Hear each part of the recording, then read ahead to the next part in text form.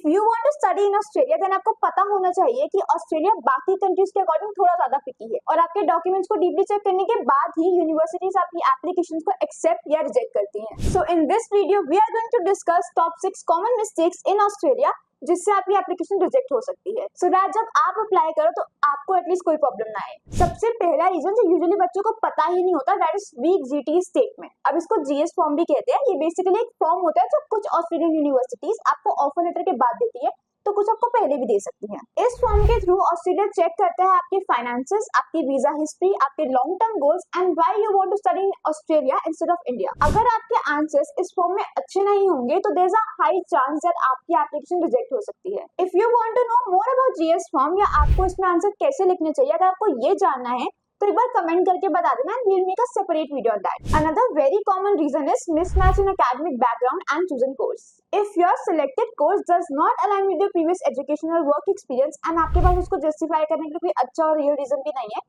so it create a huge doubt about your intentions.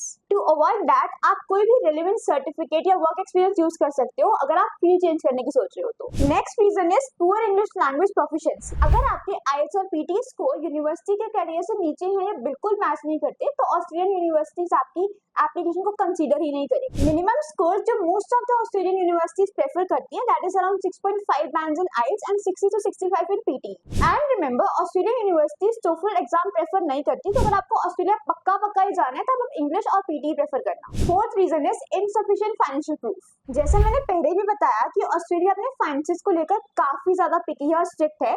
So if you fail to show that you or your sponsor can afford tuition fees, living expenses or travel, definitely आपकी application reject हो सकती है, क्योंकि trust me Australia बहुत ही deeply check करता है, even आपका bank कौन सा, आपकी बैंक स्टेटमेंट कैसी है, ये सब कुछ। तो अगर आप अप्लाई करने का सोच रहे हो, प्लान बनना ऑलरेडी शुरू हो चुका है, तो एक बार हमारे काउंसलर को रीच आउट कर सकते हो। Fifth reason is fake, incomplete and misleading documents.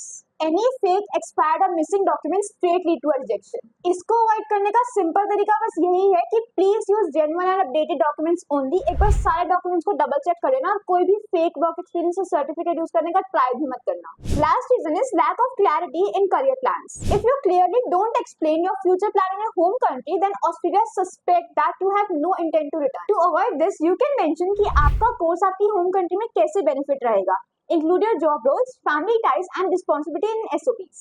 अगर तुम्हें ऐसे ही किसी और कंट्री का डिटेल डिस्क्रिप्शन चाहिए तो बस कमेंट में कंट्री नेम मेंशन कर देना, we'll make a separate video on that. Australia study process में अगर आपको कोई भी डाउट आता है तो you can directly reach out to our experts and we'll make sure that this process will be very easy for you. All the best and don't forget to like this video and subscribe to our channel.